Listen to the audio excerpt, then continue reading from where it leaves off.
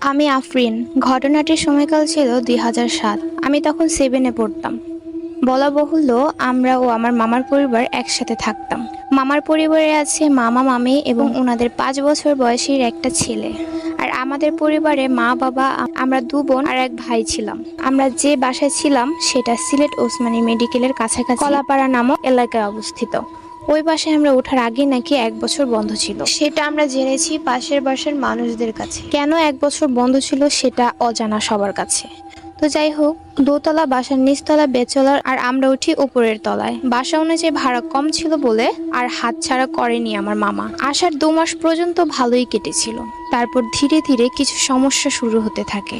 যেমন পাতিলে থাকা দুধ শেষ হয়ে যেত, ছোট মাছ রান্না হলে খুব সুন্দর করে কেউ নিয়ে সাইড করে রাখতো, মনে হতো কেউ খুব যত্ন করে খেয়েছে। আর এসব দোষ আমরা যারা ছোট ছিলাম তাদের উপরে গিয়ে পড়তো। অবশ্য পরে ভুল ভেঙেছিল। বাসায় কোনো মেহমান আসলে ওনারা আমাদের বাসায় অপরিচিত কাউকে দেখতে পেতেন আর পরদিন কিছু না বলেই চলে যেতেন। এইসব অবশ্য আমরা বাসা ছাড়ার পর ওনারা বলেছিলেন আমাদের।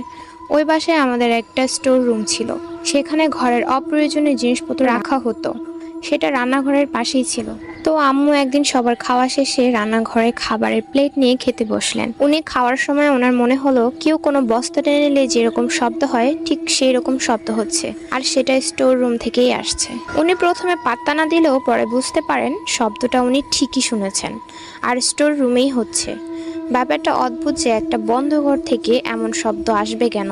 তো যাই হোক, বাসার সামনের দিকে একটা রুম অনেক বড় থাকায় আমার মা আমার জন্য ওই রুমে খাট রাখার ব্যবস্থা করে দেন। তো একদিন আমার ফুফাতো বোন আমাদের বাসায় বেড়াতে আসে। উল্লেখ্য, ওর নাম কুয়াশা। সময়টি ছিল ডিসেম্বরের শীতে আর স্কুল ছুটির সময় ছিল। ও ছিল সবচেয়ে কাছের এবং প্রিয় বোন ও বান্ধবী। ও আসলে আমাদের রাত ফুরাতো, কিন্তু কথা শেষ হতো না। তো যাই হোক, প্রতিদিনের মতো আমরা খেয়ে শুয়েছি গল্প করার আশায়। কিন্তু সেদিন কেন জানি আমার বারবার হাই উঠছিল, মানে ঘুম পাচ্ছিল। চাইলেও পারছিলাম না চোখ খুলে রাখতে। একসময় আমি নাকি ঘুমিয়ে গিয়েছিলাম। আর মাঝরাতে যখনই আমার ঘুম ভাঙে তখন আমি মনে মনে ভাবছিলাম আমি ঘুমিয়ে গিয়েছি এত তাড়াতাড়ি।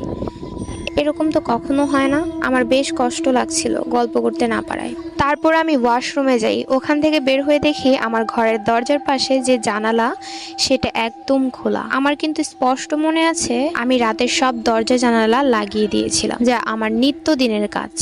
পরে ভাবলাম হয়তো ভুল হতেও পারে, বোনের সাথে গল্প করার তাড়াহুড়ায় ভুলে গিয়েছি হয়তোবা। তো যাই হোক, জানালা লাগানোর জন্য জানালার কাছে যাই আমি। প্রথমে খেয়াল না করলেও জানালার দিকে হাত বাড়ানোর পর মনে হচ্ছিল যেন আমার হাতটা কেউ ধরে রেখেছে। আমি আমার দিকে টানছি, তবে আসছে না। তখন একটু ভয় পেতে শুরু করি আমি। তো সেই সময়টা আমি দেখলাম একজন বয়স্ক মহিলা আমাদের সিঁড়ি দিয়ে উঠছে।